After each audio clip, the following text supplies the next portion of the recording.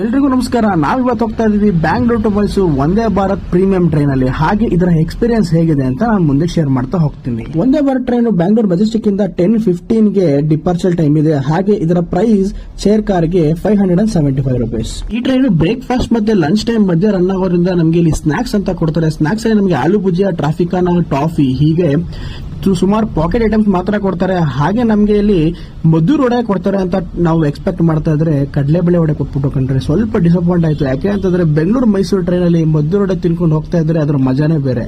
ಹಾಗೆ ಫೈನಲಿ ನಾವು ಮಾಡ್ಕೊಂಡ ಟೀ ಕೂಡ ತುಂಬಾನೇ ಚೆನ್ನಾಗಿತ್ತು ಅಂತ ಹೇಳ್ಬೋದು. ಹಾಗೆ ಈ ಟ್ರೈನ್ ಬಗ್ಗೆ ಹೇಳಬೇಕಂದ್ರೆ ಇದು ತುಂಬಾ ಪ್ರೀಮಿಯಂ ಟ್ರೈನ್ ಆಗಿರೋದ್ರಿಂದ ಕ್ಲೀನ್ ಅಂಡ್ ಹೈಜಿನಸ್ ತುಂಬಾ ಚೆನ್ನಾಗಿದೆ. ಹಾಗೆ ಇಲ್ಲಿ ನಾವು ಏನೇ ತಿಂದ ಸ್ನಾಕ್ಸ್ ಗಳನ್ನ ಅವರೇ ಬಂದು ಕಸಗಳನ್ನೆಲ್ಲ ಕಲೆಕ್ಟ್ ಮಾಡ್ಕೊಂಡು ಹೋಗ್ಬಿಡ್ತಾರೆ ಕೊನೆಗೆ.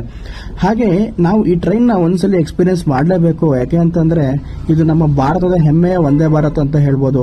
ನೀವೇನಾದ್ರೂ ವಂದೇ ಭಾರತ್ ಟ್ರೈನ್ ಅಲ್ಲಿ ಹೋಗಿದ್ರೆ ನಿಮ್ಗೆ ಏನ್ ಇಷ್ಟ ಆಯ್ತು, ಏನ್ ಇಷ್ಟ ಆಗ್ಲಿಲ್ಲ ಅನ್ನೋದನ್ನ ಇಲ್ಲಿ ಕಮೆಂಟ್